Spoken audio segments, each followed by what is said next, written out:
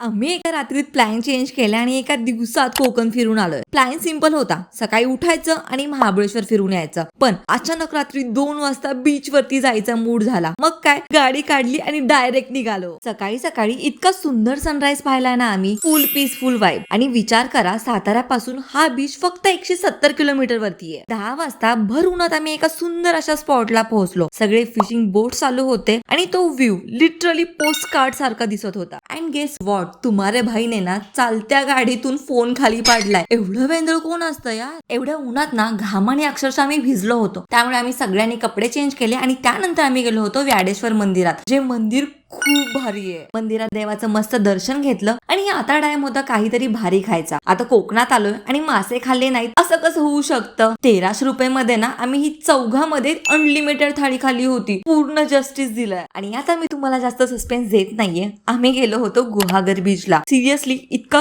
Clean beach मी कधीच पाहिला नाहीये. आणि आम्ही इतकं फुल जेवलो होतो तरी पाणीपुरी दिसली आणि कंट्रोलच राहिला नाहीये. त्यामुळे आम्ही मस्त शेवपुरी खाल्ली. आणि तुम्ही कोकणात गेलाय आणि उकडेचे मोदक नाही खाल्ले म्हणजे काय केलं यार. आम्ही मस्त सनसेट बघत बघत ना 4 मोदक खाल्ले. आणि शेवटी आम्ही 3000 ला ना 6 डझन आंबे घेऊन घरी निघालोय. अशी होती आमची एक दिवसाची क्रेझी अशी ट्रिप. चला भेटूया नेक्स्ट ट्रॅव्हलिंग ब्लॉग मध्ये.